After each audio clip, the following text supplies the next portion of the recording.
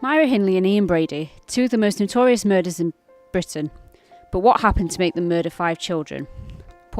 Pauline Reed, John Kilbride, Keith Bennett, Leslie Ann Downey and Edward Evans all fell victim to 2 evil killers. Brady and Hindley were eventually arrested because Myra's sister Maureen and her husband David Smith rang the police and explained what Brady and Hindley had done. Well, why somebody can do that, it doesn't make any sense really to most of us. What is it as in a human being that wants to see a child suffer, or to kill anyone really, but in particular children? It doesn't really make any moral sense of any kind. In fact, it's totally immoral. Pauline Reed was 16 years old when she was walking to a dance club. Hindley drove up next to her with Brady following on a motorbike behind. Hindley asked Pauline for help and she agreed. She got in Hindley's car and then they went to the Saddleworth Moors. Brady forced her off alone and Myra waited. Brady sexually assaulted her, then he killed her by cutting her throat.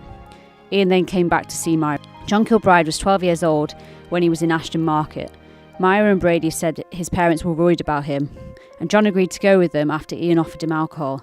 They then went to Saddleworth Moors, where Ian took him off alone and Myra waited behind. Ian sexually assaulted him and killed him by strangling him with string.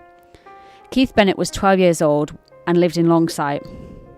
He was walking to his grandmother's house when Ian and Myra asked him to help with some boxes and then took him to Saddleworth Moors. Ian took him alone on the moors and Myra waited behind. Ian sexually assaulted him and then he killed him by strangling him with string. Ian came back to Myra and they then discussed how he had died. Ann Downey was 10 years old when she was in a fairground alone.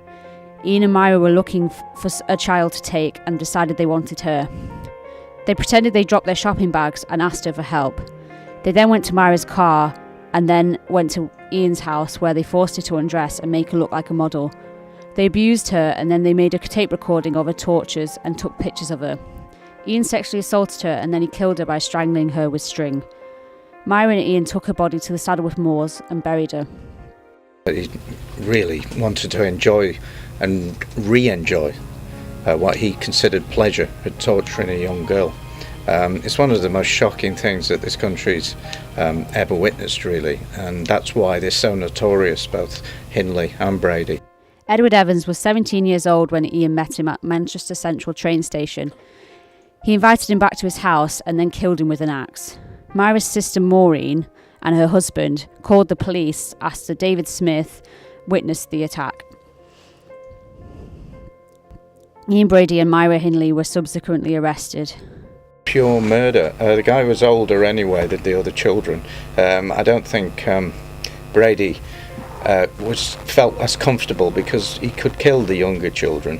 There were no threat to him, but this chap was an older man, not as old as him. They found the bodies of 4 of the children, but one of the children, Keith Bennett, has never been found. Keith's mother has campaigned and begged for many years to find her son's body. Brady refused to reveal where his body was located, and she recently died of cancer in 2012, never finding her son's body. Well, sadly, she's died, I think it was over a year ago just, and still doesn't know where her young child, her son, is buried. Myra Hindley died in 2002 in prison. Brady is still alive and is in a mental hospital on hunger strike. He wishes to die but is not allowed.